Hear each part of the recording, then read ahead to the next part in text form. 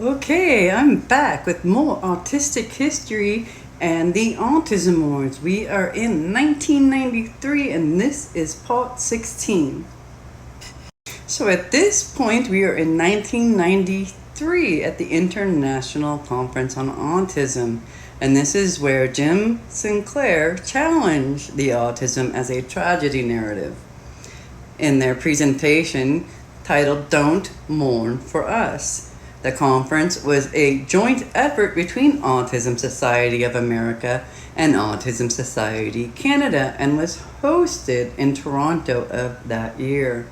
Sinclair had submitted the same prose the previous year to the ASA conference committee and it wasn't accepted. In fact, it was personally rejected by the ASA president with instructions to the committee to do the same.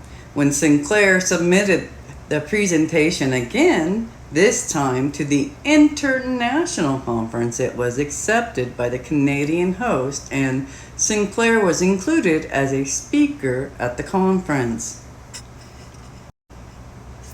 Alright, Sinclair's presentation was well received by many parents in attendance. Some stopped by the A&I booth, and that's Autism Network International acronym.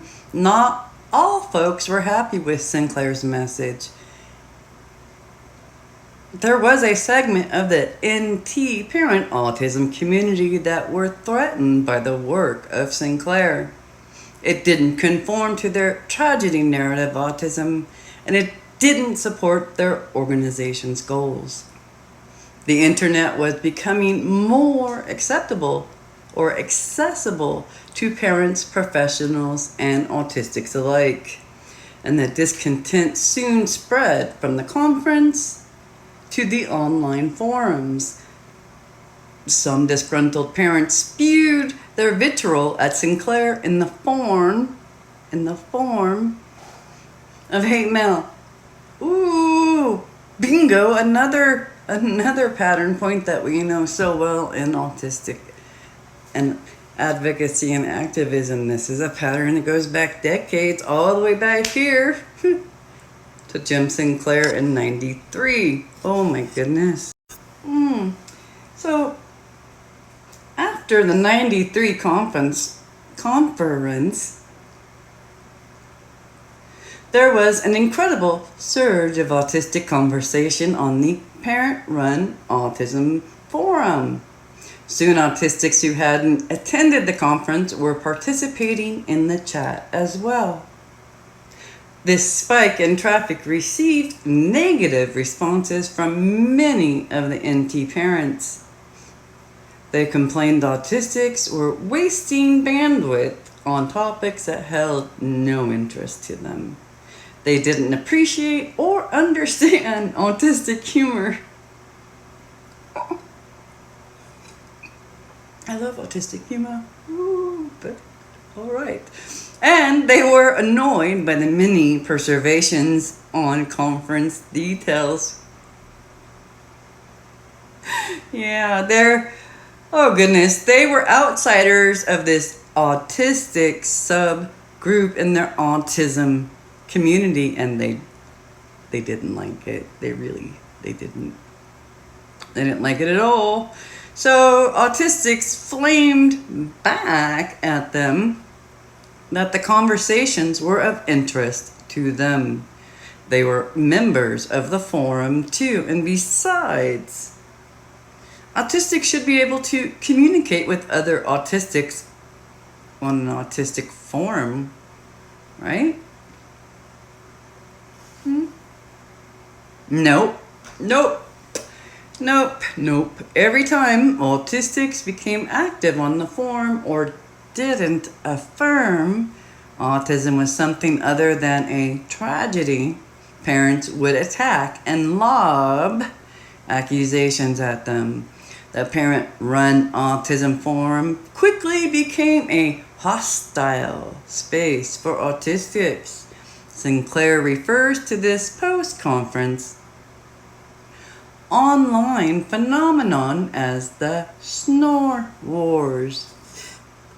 Oh, this is where autistic humor does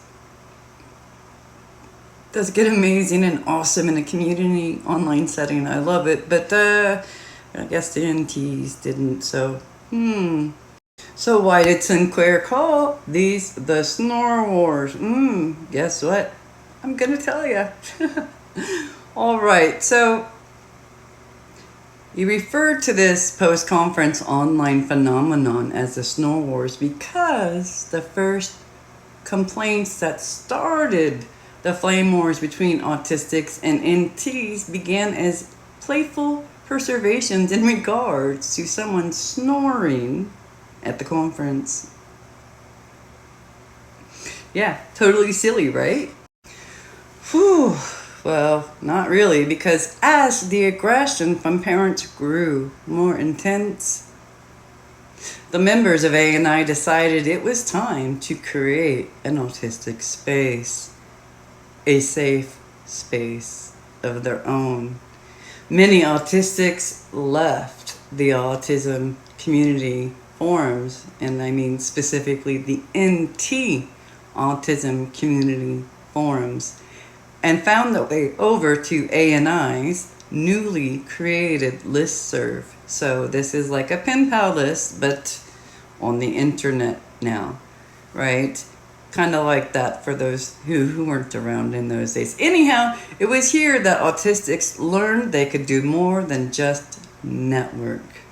They learned that together they actually did create a community. Autistics together created the autistic community. And that was one of the powerful, beautiful things that came out of ANI. So it was here that autistics learned that they could do more than just network.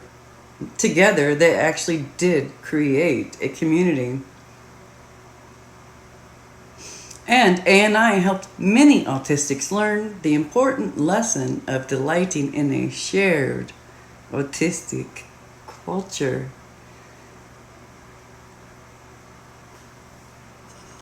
So here we have autistic voices back in the 90s, during this era where autistic adults are existing as we ever did, but the autism organizations do not like autistic voices rising and speaking against things like the tragedy narrative and things that just didn't fit their mold of what they wanted promoted in the narrative about autism. And so that it really, so there is an autism community and an autistic community. These are two vastly different communities.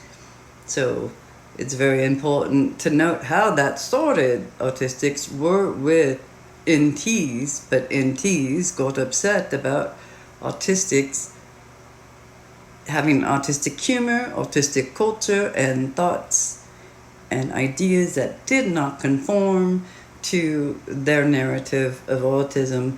And so after this, we're going to talk about the rise of parent-founded autism organizations in a bit more detail, and that will be in part 17. So thank you very much for joining me here and learning a little bit more about autistic history and the Autism Wars.